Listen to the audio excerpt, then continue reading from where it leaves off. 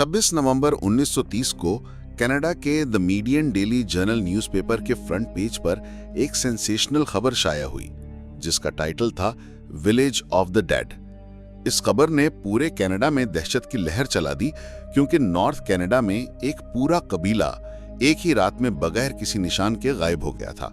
North Canada के दूर दराज बर्फ से ढके हुए इलाके में वाक़या है अंजीकुनी लेक, जिसके किनारे एक छोटी सी बस्ती में एस्किमो नाम का कबीला रहता था।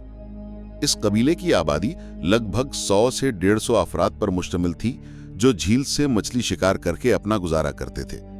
ये वो इलाका है जहां लाखों स्क्वायर किलोमीटर्स में सिर्फ चंद हजार लोग रहते हैं और इसका सबब है यहां का सख्त और सर्दी से भरपूर मौसम। अंजीकुनी लेक में मछली के साथ साथ आसपास के इलाकों में जंगली जानवरों का शिकार भी होता था, जिसके लिए शिकारी दूर दूर से यहां आते थे। नवंबर 1930 का एक निहायत सर्द दिन था जब जो लबेल नाम का तजुर्बाकार शिकारी शिकार के लिए यहां पहुंचा। शिकार में इतना मसरूफ हुआ कि उसे अंदाजा ही ना रहा कि कब सूरज ढल गया। उसके जहन में ख्याल आया कि जैसे पहले भी करता आया है, इस रात भी वो अंजीकुनी लेक के किनारे मौजूद एस्किमो कबीले में जाकर क़याम करेगा। ये लोग अपनी मेहमान नवाजी के लिए मशहूर थे, इसलिए जो लबेल ने अपना सामान उठाया और कबीले की तरफ रवाना हो गया। चांदनी रात थी, मगर पूरे इलाके में एक कब्र की सी खामोशी थी। ना कोई शख्स नजर आ रहा था, ना कोई आवाज, सिर्फ अपने कदमों की हल्की सी आहट सुनाई दे रही थी। आमतौर पर बस्ती के करीब आते ही कुत्तों के भौंकने की आवाज आती थी, मगर इस दफा जब वो करीब पहुंचा तो हर तरफ सिर्फ वीरानी थी। थोड़ा आगे बढ़कर उसने देखा कि कुछ खैमों से धुआं उठ रहा था, जैसे कि अंदर आग जल रही हो, लेकिन करीब जाने पर भी किसी की आवाज सुनाई न दी। जब वो बस्ती में दाखिल हुआ तो मंजर देखकर वो सख्त रह गया। ना कोई इंसान, ना कोई जानवर। हैरानी की बात यह थी कि घरों में चूल्हों पर बर्तन पड़े थे जिनमें खाना जल चुका था, जैसे किसी ने बनाया हो मगर खाने का वक्त न मिला हो।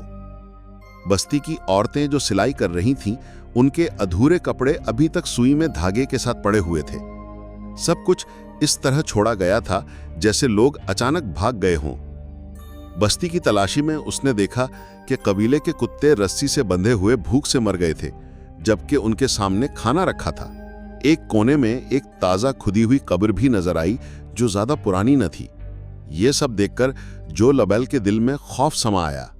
यहाँ के लोग जब कहीं जाते हैं तो अपने कुत्ते जरूर लेकर जाते हैं, मगर ये मंजर इस बात की दलालत कर रहा था कि कोई अजीब और अचानक हादसा हुआ है जिसने सबको इतनी जल्दी भाग जाने पर मजबूर कर दिया कि वो अपनी चीजें तक नहीं संभाल सके। जो फौरन करीबी टेलीग्राफ ऑफिस पहुंचा और रॉयल कैनेडियन माउंटेड पुलिस को सब कुछ बता दिया। जब पुलिस आई तो उसके बयानात वाकई सच निकले। उन्होंने शुरू में समझा शायद किसी ने हमला करके सबको कत्ल कर दिया हो, मगर न खून के निशान मिले, न मारधाड़ का सबूत।